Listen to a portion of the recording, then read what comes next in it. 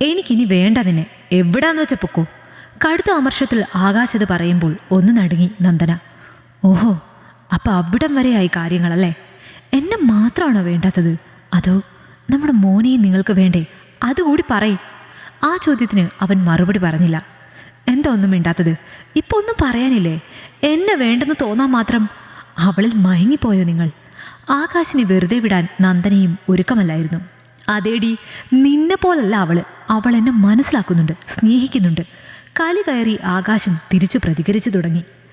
എന്താ ഇവിടെ ഒരു ബഹളം?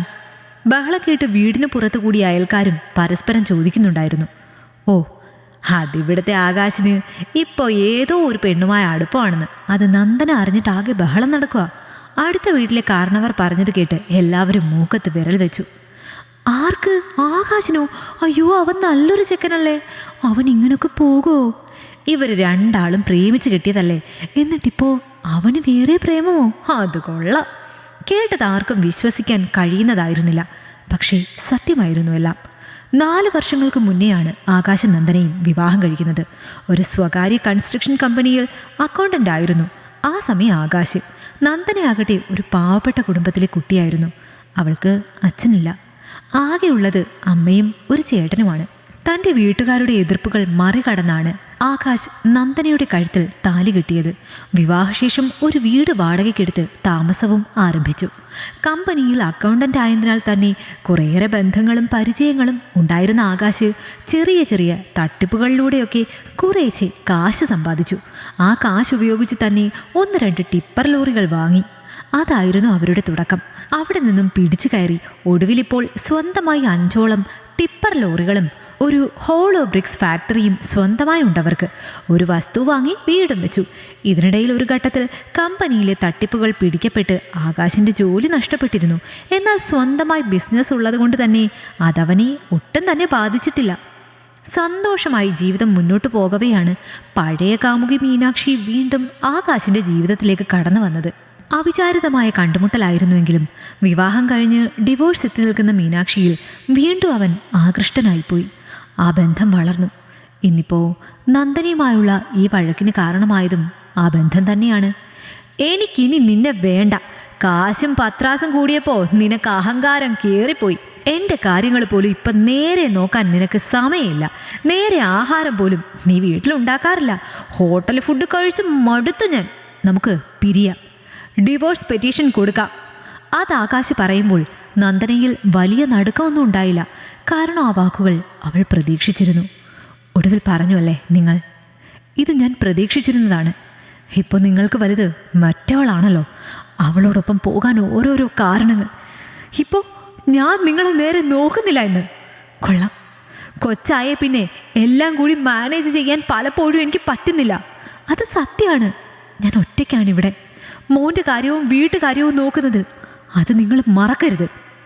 അവളുടെ മറുപടി കേട്ട് പുച്ഛത്തോടെ ഒന്ന് ചിരിച്ചു ആകാശ്. നിന്റെ കച്ചേരി കേൾക്കേണ്ട കാര്യം എനിക്കില്ല. ഞാൻ പറഞ്ഞല്ലോ, ഇനി നിന്നോടൊപ്പം ജീവിക്കാൻ എനിക്ക് താല്പര്യമില്ല. നമുക്ക് പിരിയാം. തൻ്റെ തീരുമാനത്തിൽ തന്നെ ഉറച്ചു നിന്നു അവൻ. എത്ര സിമ്പിളായാണ് നിങ്ങളിത് പറയുന്നത്. ഞാനും മോനും എവിടേക്ക് പോകണമെന്നാണ്. എൻ്റെ വീട്ടിലെ കാര്യങ്ങൾ അറിയില്ലേ നിങ്ങൾക്ക്? വയ്യാതെ കിടക്കുന്ന അമ്മയുടെ അടുത്തേക്ക് എങ്ങനെ മോനെയും കൊണ്ട് പോകും ഞാൻ? അതറിഞ്ഞു വെച്ച് മനഃപൂർവ്വം ചെയ്യുന്നതാണോ ഇത്? അല്ലെങ്കിലും വാശിപ്പുറത്ത് ഒഴിവാക്കാനുള്ളതാണോ കുടുംബം? ഞങ്ങളെക്കാൾ വലുതാണോ നിങ്ങൾക്ക് ആ അഴിഞ്ഞാട്ടക്കാരി? ആശ്ചര്യമായിരുന്നു നന്ദനയ്ക്ക് ആകാശിൻ്റെ വാക്കുകൾ. എന്നാൽ അവളുടെ പ്രതികരണം വീണ്ടും ആകാശിനെ ചൊടിപ്പിച്ചു. അഴിഞ്ഞാട്ടക്കാരി എന്ന് നീ മീനാക്ഷിയെ വിളിക്കണ്ട. അവൾ അത്തരക്കാരിയല്ല. പിന്നെ ആരോടൊപ്പം ജീവിക്കണം എന്നത് എൻ്റെ ഇഷ്ടമാണ്. സോ അതിൽ നീ ഇടപെടണ്ട. അതുകൊണ്ട് നമുക്ക് ഒരുമിച്ച് ഡിവോഴ്സ് പെറ്റീഷൻ കൊടുക്കാം, പിരിയാം. എനിക്ക് വേണ്ട നിന്നെ. വളരെ സിമ്പിളായി ആകാശ് പറഞ്ഞവസാനിപ്പിക്കുമ്പോൾ എന്ത് പറയണമെന്നറിയാതെ കുഴഞ്ഞുപോയി നന്ദന.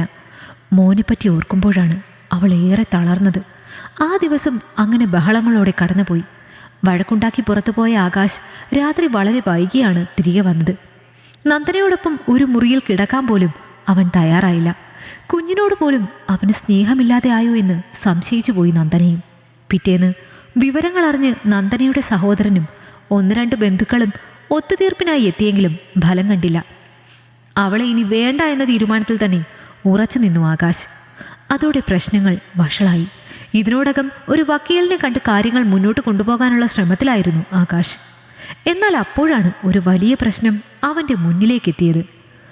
ആകാശ്, നിങ്ങളുടെ ബിസിനസ്സും വണ്ടികളും എല്ലാം വൈഫിൻ്റെ പേരിലാണോ? വക്കീലിൻ്റെ ചോദ്യം കേട്ട് ആകാശിൻ്റെ നെറ്റി ചുളിഞ്ഞു. അതേ വക്കീലേ, ഞാൻ കമ്പനിയിൽ വർക്ക് ചെയ്തുകൊണ്ടിരുന്ന സമയമാണ് അതൊക്കെ തുടങ്ങിയത്.